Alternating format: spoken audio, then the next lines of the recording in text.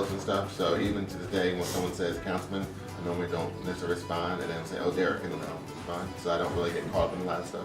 But now having staff and something that I've got to defer for other people to do stuff because I'm trying to do stuff sometimes too much on my own, which is a problem. And I guess with Councilman Tasker, you were obviously working in one district, and now you have the entire city, so that had to be a big transition as well. Yeah, so going from a district to at large was also a change, but also because I worked in a district for a while, I kind of look at things from a district perspective, even though it's citywide. So when you say something like a pothole or a water main, I'm like, that's like, I'm like, okay, we just call, because we were very hands-on in the 9th district, so if we would call someone, we often call direct to the commissioner, like what's going on with this situation, and follow up even before 301.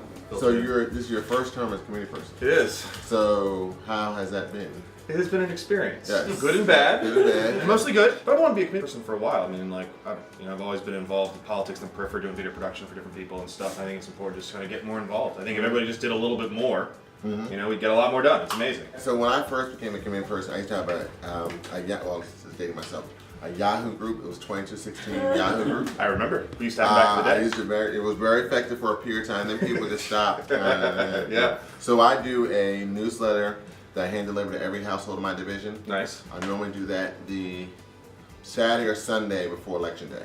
I thought it'd be a good thing to do, get involved. I love this stuff. I mean, who wouldn't want to get people together and talk about politics and try to like make positive? I know I guess a lot of people. A lot of people don't like doing that stuff.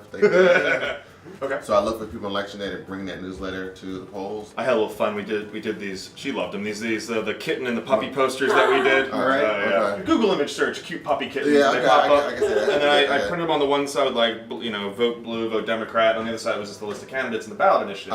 So again, just trying to cut through the because they're like, oh, cute puppy. What's this? Oh, politics. Oh, they got me. Right. That was There are a lot of cities around the country created a water sewer line protection program because for a lot of people, a lot of people don't realize that they're responsible for that water main.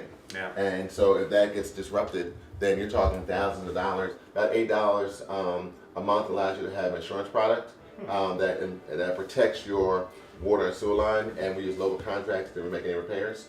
So a lot of cities around the country have been doing this through National League of Cities. We finally, after years, brought it to the city of Philadelphia. But my concern is if you have a sinkhole like that and it's going to expand, eventually it's going to impact people's water and sewer. I just want to give you a little feedback about my relationship with Derek, Councilman Green. All right. We invited all the candidates for city council at large 4 years ago, and Mr. Green was clearly the class of everyone. My dad is Mr. Green. We had a bunch of questions we would ask them, and then the last question was always mine, and mine was, how are you going to win? We had this great big board map, and Derek, I'll call him Derek, totally blew us away because he was the only candidate, and we probably interviewed like 16. He knew the ward leaders, he knew what he needed to do, he had a path to victory, and we were so excited. And we ended up endorsing 3 candidates out of, I don't know, 20, and he was our top candidate, and we followed his progress for the last 4 years, and we're looking forward to endorsing him again. I appreciate it. Each part of the city has its own dynamic and culture and perspective, and I think that's what makes Philadelphia, when you have all the different aspects to the city, different parts and dynamics that make it interesting. When I moved here, everyone was like, oh God, Philadelphia, you know how dangerous Philadelphia is? And my friends who went to Temple like 7-8 years ago, whatever, were telling me like this is like a super dangerous city. I moved here and I don't see that. And people have told me that things are definitely changing. But yeah, there's like, I see remnants, I guess. And I was just always curious what's happening with the remnants. Now Baltimore is a smaller city than us, has the same level of poverty issues that we do. They were able to create a rainy day fund, in spite of all these other dynamics they're dealing with as well.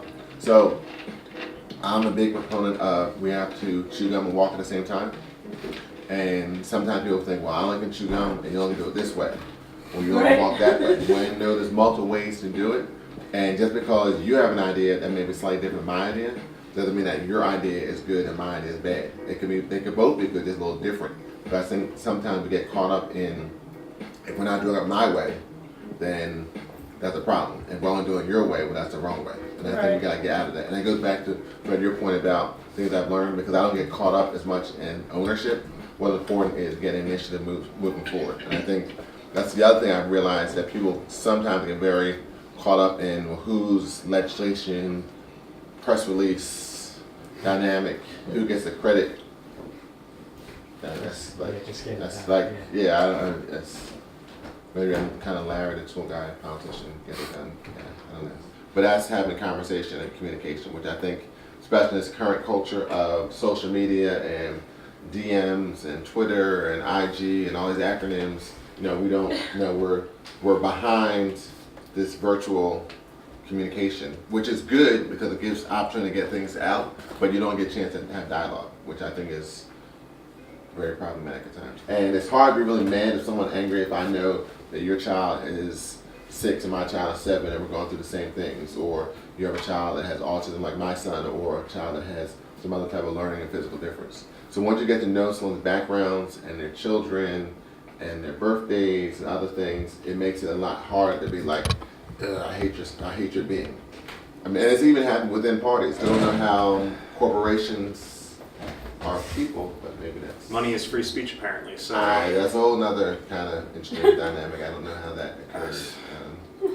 Very interesting interpretation of... they're really playing it bad. I was thinking of that line from Hitchhiker's Guide to the Galaxy. It was never the movement of paper money was always the issue. It was always the people. But, yeah. Trash. You talk about trash all day. Yeah, I used to get really crazy because I would see people driving to come to a stop sign or stop light and they throw stuff out the window. I'm like, you wouldn't do this at home. But now, I'm not so sure, man.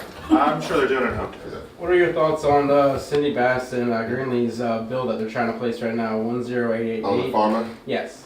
When I first heard about the legislation, I know the issue was focusing on opioids, but also some other aspects about addiction. And my sister's a physician. She's been practicing medicine we both graduated the same day from law school and med school, so she's been practicing over 20 years. And so I have conversations with her about these issues, about pharma and other things, access information.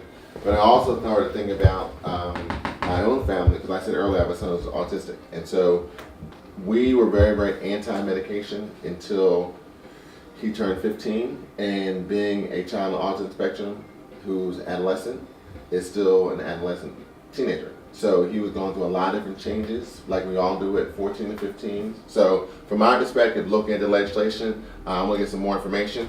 I know there's been some issues and concerns. I know the hospitality industry talked about some things, Commerce Department, Chamber of Commerce, and then also both doctors, pro and con. I know the Pennsylvania Medical Society Temple support it. Temple supports it, but also the Pennsylvania Medical Society is opposed to it because they have some issues. So I want to make sure I'm going to get all the perspectives regarding legislation before we move forward. I heard that. Well, like I said, I have a conversation with everybody, regardless if I support. Well, you should talk to everybody. Yeah. So, I mean, I'm the type of person that knowing when someone comes in, I will play the devil's advocate. Like, okay, you say this, but what about A, B, and C? And then I'll talk to another group where you say that, but what about D, and F?